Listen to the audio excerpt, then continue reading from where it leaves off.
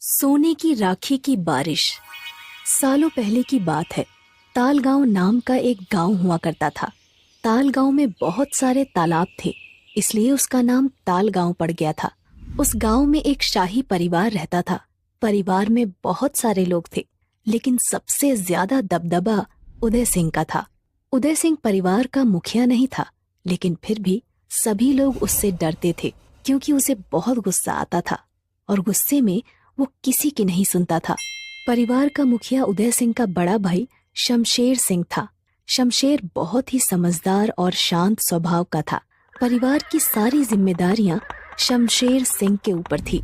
वो अपने सारे परिवार को संभाल कर रखता था, क्योंकि उसके परिवार के सारे लोग दिन भर मौज मस्ती और खर्चा करते थे। शमशेर सिंह इस बात से बहुत परेशान रहता था। वो सभी लोगों को समझाता था कि कुछ काम धंधा करो, लेकिन उसकी बात कोई नहीं मानता था। शमशेर सिंह की हवेली में एक गुप्त तहखाना था। उस तहखाने तक पहुंचने का रास्ता केवल शमशेर सिंह को ही पता था। तहखाने के अंदर एक बहुत पुरानी मूर्ति रखी हुई थी। तहखाने के ऊपर एक सुराख था। सुराख एक पत्थर से ढका हुआ था। उस पत्थर को हटाने पर चंद्रमा की किरणें उस मूर्ति पर पड़ती थी। रक्षाबंधन से ठीक पहली वाली रात को जैसे ही चंद्रमा की किरणें उस मूर्ति पर पड़ती थी, तो तहखाने के अंदर सोने की राखी की बारिश होने लगती थी। और सोने की राखी वाली बारिश रक्षाबंधन की सुबह होने तक चलती थी। शमशेर सिंह पूरी रात तहखाने के अंदर रहता था और सोने की राखियां बटोरता था। फिर अगली सुबह रक्षाबंधन के दिन शहर में जाकर सारी सोने की राखियां बेच देता था, जिससे उसे बहुत सारा पैसा मिल जाता था।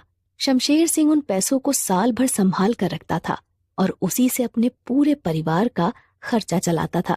गांव के सभी लोग इस बात से बहुत हैरान थे कि शमशेर सिंह के परिवार में कोई कुछ नहीं करता, फिर भी ये लोग बिल्कुल शाही अंदाज में कैसे रहते हैं। इनके पास इतना पैसा कहाँ से आता होगा। शमशेर सिंह का छोटा भाई उदय सिंह भी अक्सर सोचता रहता था कि भैया के पास इतना सारा पैसा कहाँ से आता होगा। जरूर उनके पास कोई खजाना रखा है जो उन्होंने छुपा कर रखा है। उदय सिंह अक्सर हवेली में छानबीन करता रहता था, लेकिन आज तक उसके हाथ कुछ भी नहीं लगा था। 2 दिन बाद रक्षाबंधन आने वाला था। शमशेर सिंह अपने छोटे भाई उदय सिंह से कहता है, उदय सिंह, रक्षाबंधन के दिन मैं शहर जा रहा हूँ, लेकिन तुम चिंता मत करो, दोपहर होते ही मैं वापस लौट आऊंगा। तब तक तुम घर के सारे काम काज देख लेना। तब उदय सिंह कहता है, भैया, आप हर साल रक्षाबंधन के दिन सुबह से शहर निकल जाते हैं। मेरी तो आज तक कुछ समझ नहीं आया कि आखिर आप वहाँ पर करने क्या जाते हैं। तब शेर सिंह हंसते हुए कहता है, अरे मेरे छोटे भाई, कुछ नहीं, बस एक मुंह बोली बहन रहती है, शहर में उसी से राखी बंधवाने हर साल जाता हूँ। इतना कहकर शेर सिंह वहाँ से चला जाता है। लेकिन उदय सिंह अपने मन में कहता है, मैं जानता हूँ भैया, आप झूठ बोल रहे हैं, बात कुछ और ही है। इसके बाद उदय सिंह अपना सिगार पीने में व्यस्त हो जाता है। 2 दिन बाद रक्षाबंधन का त्योहार आ जाता है और रक्षाबंधन की सुबह होते ही शमशेर सिंह हर साल की तरह अपने तांगे में बड़े बड़े बक्से रखकर शहर की तरफ निकल जाता है। इन सारे बक्सों में सोने की राखियां भरी थी। हवेली में एक बहुत पुराना नौकर काम करता था। वो नौकर बहुत ही बदमाश और चुगलीखोर था। शमशेर सिंह के जाते ही वो नौकर उदय सिंह से कहता है, छोटे मालिक, अगर आप बुरा ना माने तो एक बात बोलूं? उदय सिंह सिर हिलाते हुए कहता है, हाँ हाँ, बोलो बोलो। तब वो नौकर उदय सिंह से कहता है, छोटे मालिक, हर साल रक्षाबंधन के दिन बड़े मालिक बड़े बड़े बक्से लेकर शहर चले जाते हैं, मुझे तो जरूर कुछ गड़बड़ लगती है। तब उदय सिंह कहता है, तुम बिल्कुल ठीक कहते हो, आखिर मैं भी तो इस हवेली का अगला उत्तराधिकारी हूँ, मुझे सब कुछ जानने का पूरा हक है। तब वो नौकर उदय सिंह से कहता है, छोटे मालिक, अगर आप छुपकर बड़े मालिक का पीछा करेंगे तो आपको शायद कुछ पता चल जाए कि उनके बक्से के अंदर आखिर क्या है। अपने नौकर की ये बात उदय सिंह को लग जाती है और वो तुरंत शमशेर सिंह का पीछा करते हुए शहर की तरफ निकल पड़ता है। शहर पहुंचने से पहले रास्ते में एक गांव पड़ता है। शमशेर सिंह उस गांव में रुक जाता है और अपने बक्से में से एक पोटली निकालकर एक घर के अंदर चला जाता है। उदय सिंह पीछे छुपकर ये सब देख रहा था। थोड़ी देर बाद शमशेर सिंह उस घर से बाहर निकलता है और वापस अपने तांगे पर शहर की तरफ निकल पड़ता है। शमशेर सिंह के जाते ही उदय सिंह तुरंत उस घर के अंदर चला जाता है जहां अभी अभी शमशेर सिंह गया था।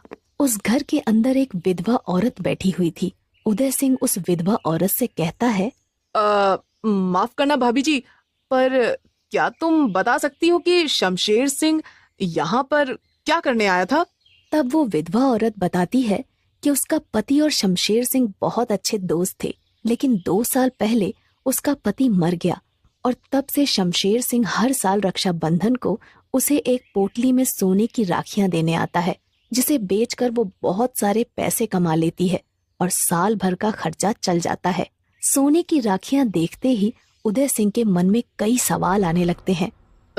सोने की राखियां? लेकिन भैया के पास इतनी सारी सोने की राखियां आती कहाँ से होंगी? इनकी कीमत तो लाखों में है। जरूर हवेली में कोई खजाना छुपा है और भैया ने आज तक मुझे नहीं बताया।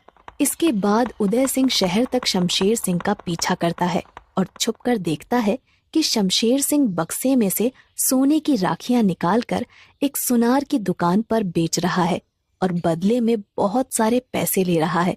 बस फिर क्या था। इतना देखते ही उदय सिंह को बहुत गुस्सा आने लगता है, पर वो अपने गुस्से को काबू में करके वापस गांव लौट जाता है और सबसे पहले अपने उस नौकर से कहता है, तुम्हारा शक बिल्कुल सही था। हवेली में जरूर कोई खजाना है और भैया ने आज तक मुझे नहीं बताया।